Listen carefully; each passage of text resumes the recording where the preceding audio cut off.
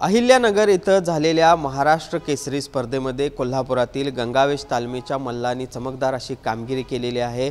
5 पदकांची कमाई या तालमीच्या पैलवानांनी केलेली आहे। माझ्यासोबत या तालमीचे वस्ताद आहेत, बोलूयात वस्तादांशी।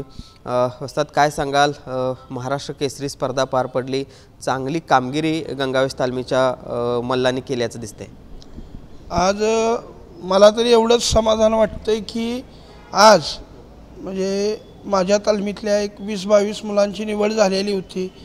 त्यात महाराष्ट्र केसरी ओपनसाठी आमच्यातले 2 मल्ल प्रकाश बनकर, माऊली जमदाडे होते।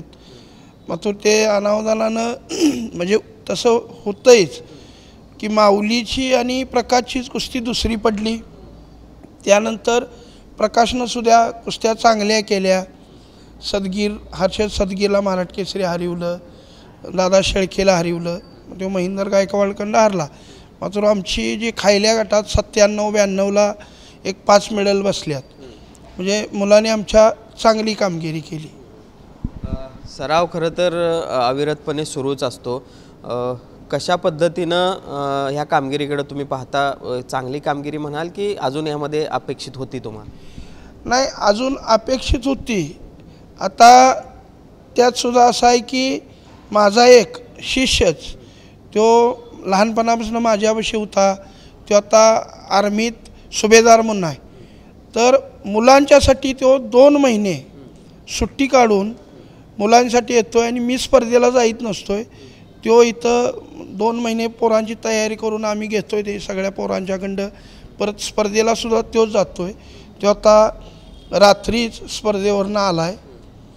तर मुलांनी जी मला अपेक्षा जेवढी होती तेवढी मला मेडल दिल्यात। हां, खूप काय असं वाटतं की प्रकाश वरती फायनल येईल, मात्र नाही आला। मात्र प्रकाशनं बी कुस्त्या चांगल्या केल्या।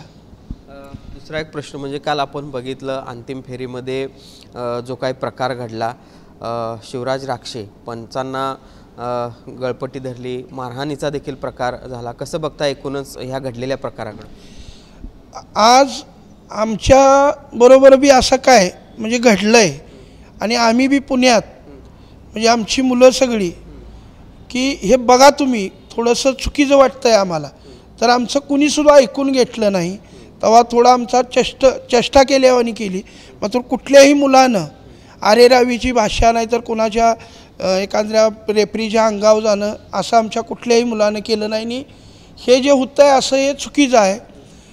आतल्या पंचानं निकाल दिलेला आहे आणि बाहेर येऊन एखाद्या पंचाच्या अंगावर जाणं हे चुकीचं आहे। खरं दोन्ही बाजूनी तुम्ही कसं बघता? एका बाजूने पंचांनी थोडीशी गडबड केली असं तुम्हाला वाटतं का? आणि दुसऱ्या बाजूला तशी जरी केली असेल तरी मग मारहाण? नाही, मला तरी ती कुस्ती चितपटीनं विजय दिलेला आहे, असं काय नाही की गुणावर। हां, मग आता मला बी मोबाईलवर मी सकाळीच आज बघितलं ती चितपटीनं कुस्ती झाली आहे।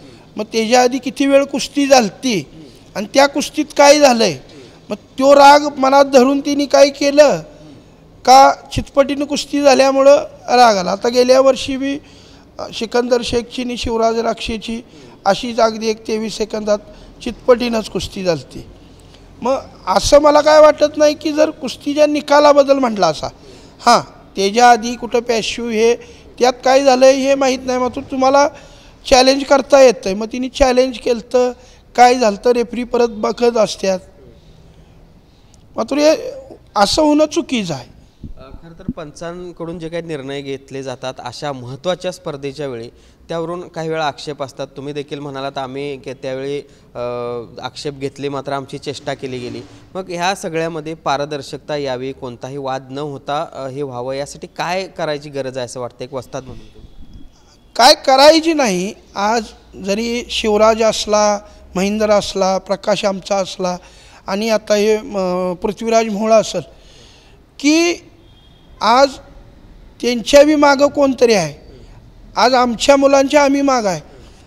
तर सर एवढं वाईट वाटत असतं की आपली म्हणजे आम्ही त्यांचा आई वडील असल्याने तर एक आपल्या मुलग्याचं काहीतरी थोडंसं चुकीचं झालं तर जो आईवडिलाला त्रास होतोय तो गुरुला भीत असतोय आणि पंचमंडळीने बी आणि बाकीच्या लोकांनी बी हे असं न करता सगळी मुलं आपली आहेत म्हणून असं करावं असं माझी इच्छा आहे. तर गेल्या काही वर्षामध्ये आरोप होतो की ह्या ज्या काही महत्त्वाची कुस्ती स्पर्धा होते त्यामध्ये राजकीय हस्तक्षेप वाढलेला आहे. काल जे काही झालं त्यानंतर सोशल मीडियात जर आपण बघितलं तर तशा पद्धतीच्या प्रतिक्रिया बघायला मिळतात. तसं तुम्हाला वाटतं का, म्हणजे एकूण तुम्ही त्या सगळ्या वातावरणामध्ये असता किंवा ते सगळं जवळून कसं आहे मुळात, म्हणजे मी एक सर्वसामान्य, एवढा काय मी मोठा असा नाही, मात्र यात ह्यांच्या राजकारणात मुलांचं नुकसान आहे. म्हणजे आज मी तुमच्याकडे आलो तरी त्यासनी राग येतो आहे, त्यांच्याकडे गेलो तुम्हाला राग येतो आहे. आणि हिने हे सगळं बंद करावं. आणि फार असं काय नाही, आणि जी ठराविक यातली दर्दी आहेत त्यांनी सगळं माहिती बी आहे चाललं आहे कशाबद्दल, तरी पण काय लोक ह्याच्यावर पांघरून घालून ग बसतात. मग त्याच्यात सगळ्या अख्ख्या महाराष्ट्राची कुस्तीचं आणि जास्त करून आपल्या कोल्हापूरच्या कुस्तीला ते हानिकारक आहे. धन्यवाद. तर पाहिला पण हे होते गंगावेश तालमीचे वस्ताद.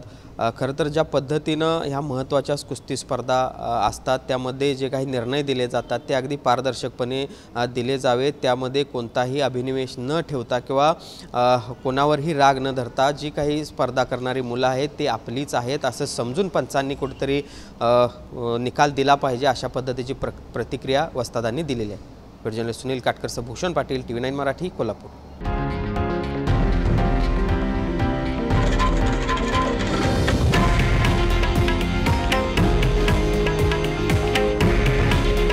हे आहे देशातील नंबर 1 न्यूज नेटवर्क आणि आपण पाहत आहात TV9 मराठी.